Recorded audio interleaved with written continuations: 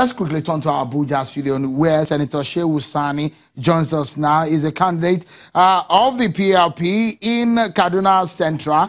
And, well, with the result not looking out in his favor, let's quickly get your reaction to the last two Saturday elections. What are your views on the outcome? You lost by a wide margin to the candidate of the APC, Shehu Sani. Interestingly, your namesake.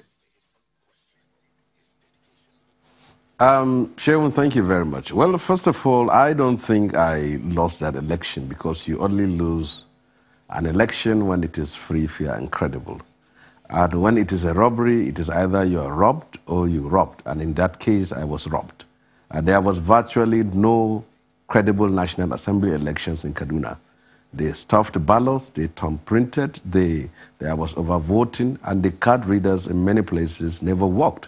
So the story of Kaduna National Assembly election was not different from what happened in other places where it was confirmed by the observers and even the other opposition parties confirmed that the elections in Kaduna as far as National Assembly election was simply a farce. And let me tell you, Shehu, you have cases where you have ballot papers for presidential election, ballot papers for House of Reps, and there were no ballot papers for the Senate. And it was an active connivance between INEC officials and the state government and the ruling party in the state. So as far as we are concerned, we have our facts right, we have video clips, we have evidences, and we are certainly going to the court. If you look at what the trend of voting in Kaduna State, the APC presidential candidate won in Kaduna State, and you think that could have changed in your senatorial district in your favor?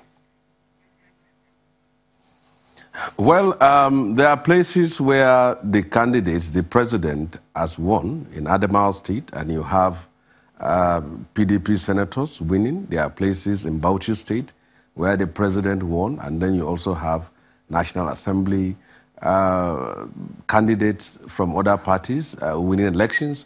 In Kaduna, it was simply a robbery organized by the INEC officials and the state government. And the most despicable of all was that even in areas like in the northern part of the river, election materials were delivered by 8 to 9 a.m. But in the southern part of the river, it was delivered almost by 6, 7 to 8 p.m. Or they had only 2 hours of voting. And we had cases where security personnel in Birningwari, a local government that is close to Zamfara State, riddled by violence and bandits, insurgency, they took ballot papers to primary schools and simply thumb-printed them. And all I'm saying are all documented, and we have clips of it, and we will meet, we have a day in court with them, certainly. Let's close the program, and we have 20 seconds to do that. Senator Shehu Sani, should you not return to the National Assembly, how disappointing would this be for you, and what would be your next step of action, politically speaking? In 20 seconds, please. Well, first of all, National Assembly is not a place I hope to live all my life.